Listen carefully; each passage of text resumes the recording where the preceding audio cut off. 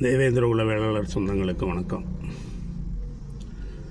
கடந்த வாரம் திருநெல்வேலி வீரவநல்லூர் அருகில் மூலச்சி என்கிற கிராமத்தில்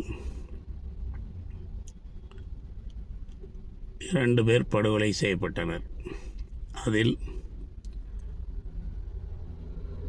ஒருவர் சிறுவர், 5 வயதோ 6 வயதோ சொல்கிறார்கள். நாம் ஏன் இவ்வளவு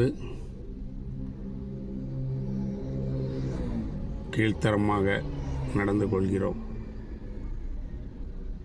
என்பது புரியாதவரை இந்த மாதிரி நிகழ்வுகள் நடந்து கொண்டே இருக்கும். பகை உணர்ச்சி என்பது நமக்குள் ஆழ பதிந்துள்ளது. அதை மாற்றாதவரை இந்த சமுதாயத்தில் அடுத்தவர்களை குறை சொல்லி வாழும் சூழல் மட்டுமே நிலவும் என்பதை நாம் அனைவரும் உணர்ந்து செயல்பட வேண்டும். இந்த சம்பவம் சுமார் 25 வருடங்களுக்கு மேலாக ஒரு பகையால் தொடர்ந்து கொண்டிருக்கிறது. இன்று 7 பேரோ 8 பேரோ இதுவரை கொலை செய்யப்பட்டிருக்கிறார்கள் என்று சொல்கிறார்கள். கடைசியில் ஒரு சிறுவனோடு சேர்த்து கொலை செய்யும் அளவுக்கு நம்மளுடைய மனது கொடூரமாக மாறியுள்ளது. 2 சிறுவர்கள், அதில் ஒருவர் உயிர் பிழைத்து மருத்துவமனையில் சிகிச்சை பெற்று வருகிறார் என்று தகவல். இது ஒரு சாதாரண ஒரு பிரச்சனையாக சொல்கிறாங்க. எப்படின்னா, ஒரு வயலில் தண்ணி பாய்க்கிற பிரச்சனை அப்படிங்காங்க. அடுத்து தெருவில் தண்ணி பிடிக்கிறதுல வந்த பிரச்சனை அப்படிங்காங்க. இதெல்லாம் என்னென்னா, நம்மளுக்கு கீழே நம்ம சொந்த பந்தமாக இருந்தால் கூட நம்மளுக்கு கீழே நம்மளுக்கு பயந்து எல்லாரும் இருக்கணும் அப்படின்ற ஒரு மனப்போக்கு சிலரிடம் மேலோங்கி இருக்கும். அதன் தாக்கம்தான் அதை எதிர்க்கும்போது இந்த மாதிரி சம்பவங்கள் நடைபெறுகிறது. இதற்கு முன்னும் நமக்குள் இந்த மாதிரி சம்பவங்கள் நடந்துள்ளது. திருநெல்வேலிக்கு மிக அருகில், சீவலப்பேரி அருகில் இதே மாதிரி மண்ணள்ளும் பிரச்சனையில் என்று சொல்வார்கள். ஆனால் அது மாற்று சமுதாயத்தோடு. ஆனால் கடைசியில் நிறைய படுகொலைகளை சந்தித்து உயிரிழப்பு சேதாரங்களை சந்தித்தது நம்ம தேவேந்திர குல வேளாளர் சமுதாயம்தான். அதில் ஒரு மாணிக்கராஜ் என்னும் ஒரு மாபெரும் ஆளுமையாக வர வேண்டிய அண்ணன் ஒருத்தரும் தன்னுடைய உயிரை இழந்தார். அதை போன்று அந்த ஊரில் அனைவரும் நமது சமுதாய சொந்தங்கள் தான், உறவுகள் தான், இரத்த சொந்தங்கள் தான். ஆனால் அதையெல்லாம் மறந்து அதை பெரியவர்களை வைத்து பேசி தீர்த்து கொள்ளாமல் அந்த பிரச்சனை தொடர் பகையாக முடிந்திருக்கிறது. இதுபோல் தூத்துக்குடி மாவட்டத்தில் எப்போதும் என்றான் அருகிலும் இதே மாதிரி உள்ளாட்சி தேர்தலுடைய பிரச்சனை, அதில் வந்த பகையில் அங்கேயும் அதே மாதிரி மாறி மாறி நமக்குள்ளேயே வெட்டி ஊரில் தெரிப்பான ஒரு ஆளுமையானவர்கள் ஒரு 5-6 நபர்கள் கொலை செய்யப்பட்டதாக கேள்விப்படுகிறோம். ஏன் நாம் நமக்குள்ளேயே இப்படி முரண்பட்டு இந்த பிரச்சனையை பேசி தீர்த்து கொள்ளாமல் மாறி மாறி நமக்குள்ளேயே வெட்டி நம்மளுடைய ஆளுமைகளையே நாம் படுகொலை செய்கிறோம்? இதற்கு தீர்வுதான் என்ன? அந்த காலத்தில் பெரியவர்கள் இந்த மாதிரி விஷயங்களில் பேசி ஒரு பகை என்றால் அதை தீர்த்து வைத்து விடுவார்கள். அன்று ஊர் கட்டமைப்பு மிகச்சிறப்பாக இருந்தது. ஒருவர் சொன்னால் ஒருவர் கேட்பார். அப்படி ஊர் முடிவெடுத்து ஒரு விஷயத்தை சொல்லி கேட்கவில்லை என்றால் ஊரை விட்டு தள்ளி வைத்து விடுவார்கள், நீக்கி வைத்து விடுவார்கள். இன்று அந்த மாதிரி கட்டமைப்புகள் எதுவும் இல்லை. தடி எடுத்தவனெல்லாம் தண்டல்காரன் என்கிற மனப்போக்கில் தான் நாம் அனைவருமே வாழ்கிறோம். இதை இல்லை என்று சொல்ல முடியாது. இந்த மாதிரி நிகழ்வுகளில் பக்கத்து ஊர்களில் இருக்கும் பெரியவர்கள் அந்த ஊரில் இருக்கும் உறவுகளில் நடுநிலையோடு சிந்திக்கிறவர்கள் இந்த மாதிரி பிரச்சனையை தீர்த்து வைப்பதற்கு முயல வேண்டும்.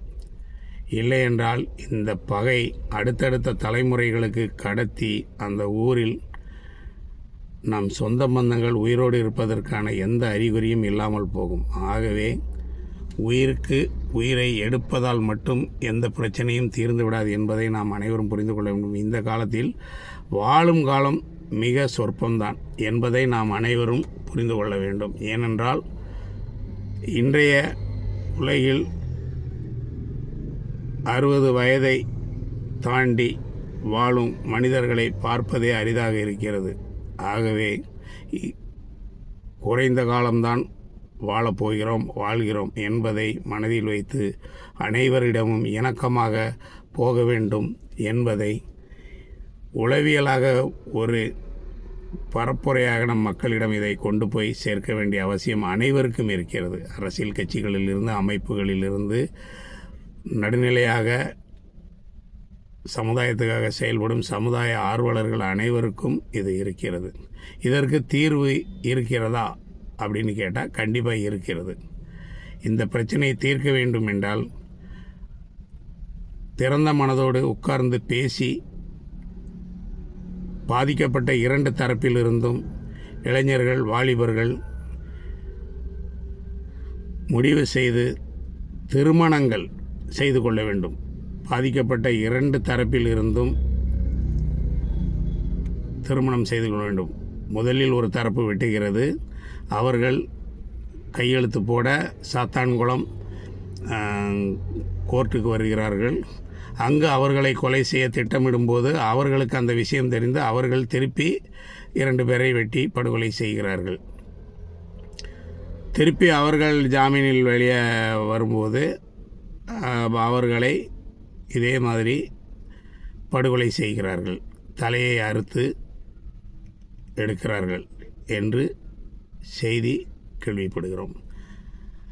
இப்போ இது தொடருது, பழிக்கு பழியாக தொடருது. இதை நிறுத்த வேண்டுமென்றால் 2 தரப்பிலும் பெண்களை கொடுத்து பெண்களை எடுத்து திருமணம் செய்து இந்த பகை சிக்கலை முடித்து வைப்பது தான் சரியாக இருக்கும். கண்டிப்பாக இளைஞர்கள், மூலச்சியை சேர்ந்த இளைஞர்கள் இதை சிந்திக்க வேண்டும். உங்களுக்குள்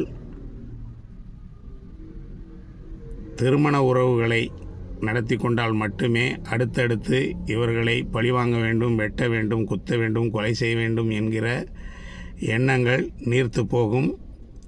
அது ஒவ்வொருவர் மேலும் அன்பாக மாறும்.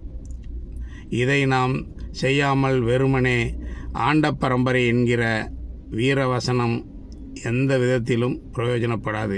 ஆண்ட பரம்பரை செய்கிற செயலாக இது. ஒவ்வொரு ஊரிலும் பாருங்கள், 7 பேர் 8 பேர். நான் சுமார் 3 கிராமங்களை சொன்னேன். 3 கிராமத்துலேயும் ஒரு 6லிருந்து 5லிருந்து 8 பேர் வரைக்கும் படுகொலை செய்யப்பட்டிருக்காங்க. அப்போது ஆண்ட பரம்பரை என்பது அனைவரையும் அனுசரித்து அரவணைத்து அன்போடு செல்வது தான். அதை தவறாக புரிந்து கொண்டு எனக்கு கீழாக தான் எல்லாரும் இருக்க வேண்டும், என் பேச்சை தான் எல்லாரும் கேட்க வேண்டும், எனக்கு பயந்து தான் நடக்க வேண்டும் என்று அனைவரும் நினைத்தால் நாம் எப்படி ஆண்ட பரம்பரையாக இருக்க முடியும் என்பதை உணர்ந்து ஆண்ட பரம்பரைக்கு உண்டான குணத்தோடு அனைவரும் நடந்து கொள்வோம். தேவேந்திரகுல வேளாளர்களாக நடந்து கொள்வோம். நன்றி, வணக்கம். செம்பூர் மாரிமுத்து குடும்பர், தூத்துக்குடியிலிருந்து.